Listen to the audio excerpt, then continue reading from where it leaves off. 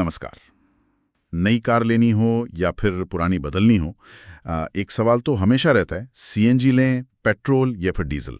हाँ, ये उलझन बहुत आम है और आज हम इसी पर थोड़ी गहराई से बात करेंगे। हमारे पास जो जानकारी है उसमें कीमत, माइलेज, रखरखाव, मतलब सब कुछ देखा गया है। बिल्कुल, और कोशिश यही है कि इन तीनों के जो अहम फर्क हैं वो सामने आए, ताकि लोग अपनी ज़रूरत के हिसाब से सही चुनाव कर सकें।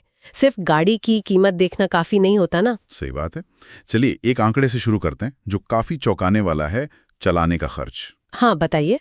अगर कोई साल में मान लीजिए 15,000 किलोमीटर गाड़ी चलाता है तो 5 साल का हिसाब लगाएं। सीएनजी पर सिर्फ 2,10,000 रुपए लगेंगे अंदाजन। सिर्फ 2,10,000? अच्छा। हाँ, वहीं डीजल पर 3,75,000 रुपए, और पेट्रोल पेट्रोल पर तो लगभग 4,65,000 रुपए। अरे बाप रे, ये तो बहुत बड़ा अंतर है ना? ये साफ दिखाता है कि सीएनजी, जो अभी 70-80 रुपए किलो के आसपास है। हाँ, 70-80 रुपए किलो, वो चलाने में सबसे सस्ती क्यों है? पेट्रोल 100-125 रुपए लीटर, डीजल भी 90-100 के करीब। बिल्कुल। सीएनजी चलाने में सबसे किफायती है। लेकिन हाँ, एक बात है, सीएनजी स्टेशन हर जगह आसानी से नहीं मिलते। पेट्रोल पंप तो हर कोने पर है। ये तो है।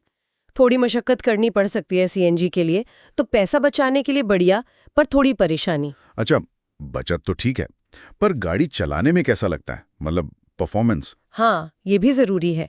देखिए, माइलेज में तो सीएनजी सबसे आगे है।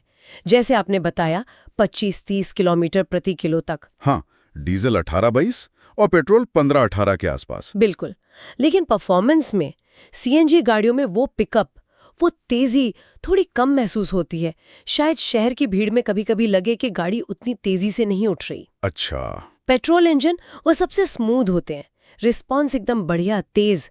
और डीजल का अपना फायदा है, टॉर्क। टॉर्क ज्यादा होता है डीजल में। हाँ, मतलब खिंचाई अच्छी होती है। तो हाईवे पर या भारी गाड़ियों जैसे एसयूवी वगैरह के लिए डीजल का टॉर्क बहुत काम आता है।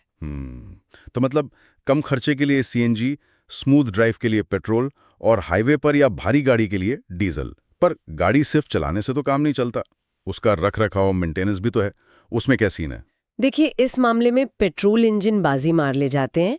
आमतौर पर उनमें सबसे कम झंझट होता है। अच्छा, मेंटेनेंस सस्ता पड़ता है। हाँ, मेंटेनेंस भी सस्ता और परेशानी भी कम। सीएनजी में क्या है ना, एक तो वो किट लगी होती है, उसकी सर्विसिंग का ध्यान रखना पड़ता है। अच्छा, किट का अलग से। हाँ, और इंजन पर भी थोड़ा एक्स्ट्रा दबाव रहता है, तो समय समय पर ट्यूनिंग वगैरह देखनी पड़ती है। और डीजल इंजन सुना है वो चलते बहुत लंबा है। हाँ, चलते तो हैं। डीजल इंजन मजबूत होते हैं, ज्यादा किलोमीटर चल जाते हैं, लेकिन उनका मेंटेनेंस महंगा पड़ सकता है। महंगा किस तरह से? खासकर आजकल जो नए BS6 इंजन आ रहे हैं, उनमें एक EGR वॉल्व होता है, फिर DPF यानी डीजल पार्टिकुलेट फिल्टर। हाँ, सुना है ये डीपीएफ के बारे में। तो इनकी सफाई या अगर खराब हो जाए तो बदलने का खर्चा वो काफी ज्यादा हो सकता है। तो लंबी लाइफ तो है, पर जेब पर भारी भी पड़ सकता है। अच्छा, तो लंबी उम्र के साथ महंगे रखरखाव का खतरा भी है। चलिए अब पर्यावरण की बात करते हैं। आजकल ये बहुत अहम है। बिल्कुल, और यहाँ सीएनजी सबसे आगे है। उसे ग्रीन फ्यूल भी कहते हैं। हाँ, प्रदूषण कम होता है उससे। सबसे कम। पेट्रोल से मध्यम स्तर का प्रदूषण होता है, और डीजल इंजन, खासतौर पर पुराने वाले, वो PM 2.5 और नाइट्रोजन ऑक्साइड NOx जैसे हानिकारक कण ज्यादा छोड़ते हैं। इसी वजह से डीजल पर नियम सख्त भी हो रहे हैं। तो पर्यावरण के लिहाज से तो सीएनजी बेस्ट है। अच्छा, तो ये सब बातें मिलाकर देखें तो कौन सा ईंधन किसके लिए सही रहेगा? कोई एक लाइन में बता सकती हैं? ये थोड़ा मुश्किल है एक लाइन में, क्योंकि ये जरूरत पर निर्भर करता है। देखिए, अगर रोजाना शहर में कम चलना है, मान लीजिए 50 किलोमीटर से कम, हाँ, और खर्च बचाना पहली प्राथमिकता है, तो सीएनजी बढ़िया है। बस ये देख लें कि आसपास स्टेशन हो। ठीक है। और अगर ज्यादा मेंटेनेंस नहीं चाहिए? अगर कम मेंटेनेंस और एक स्मूथ, अच्छी ड्राइविंग एक्सपीरियंस चाहे, तो शायद पेट्रोल एक ज्यादा बैलेंस्ड ऑप्शन है। और वो लोग जो रोज ज्यादा चलते हैं, हाईवे पर जिनका आना जाना ज्यादा है? हाँ, अगर रोज 50-60 किलोमीटर से ज्यादा चलना है या हाईवे पर सफर ज्यादा होता है, तो डीजल का ज्यादा माइलेज और टॉर्क फायदेमंद हो सकता है। लेकिन हाँ, वही बात, उसके संभावित महंगे रखरखाव के लिए तैयार रहना होगा। और वो जो शुरू में 5 साल वाले खर्च का आंकड़ा देखा था ना, हाँ, वो जरूर ध्यान में रखना चाहिए। क्या ईंधन पर बची हुई रकम मेंटेनेंस के खर्च से ज्यादा होगी? ये हिसाब लगाना जरूरी है। सही कहा। तो मतलब कोई एक जवाब नहीं है, हर ईंधन के अपने फायदे नुकसान हैं। बिल्कुल। सीएनजी सबसे किफायती, पेट्रोल सबसे संतुलित और कम झंझट वाला, और डीजल लंबी दूरी और पावर के लिए।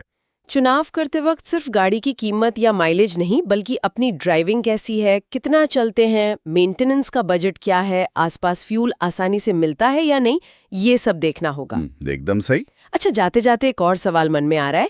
जिस तरह से चीजें बदल रही हैं, डीजल पर नियम सख्त हो रहे हैं, कई शहरों में पुरानी डीजल गाड़ियों पर रोक की बात है, दूसरी तरफ इलेक्ट्रिक गाड़ियां भी आ रही हैं। ये बहुत जरूरी सवाल है। तो क्या आज हम जो ईंधन चुन रहे हैं वो 5 या 10 साल बाद भी उतना ही सही फैसला लगेगा? ये वाकई सोचने वाली बात है। भविष्य में क्या होगा कहना मुश्किल है। सरकारी नीतियां कैसे बदलती हैं, ईंधन की कीमतें कहाँ जाती हैं, इलेक्ट्रिक चार्जिंग का इंफ्रास्ट्रक्चर कितना फैलता है, नई टेक्नोलॉजी क्या आती है। हाँ, ये सब मिलकर तय करेगा कि लंबे समय में कौन सा ईंधन ज्यादा प्रैक्टिकल और किफायती रहेगा। तो हाँ, इस पर विचार करना बहुत जरूरी है कोई भी फैसला लेने से पहले।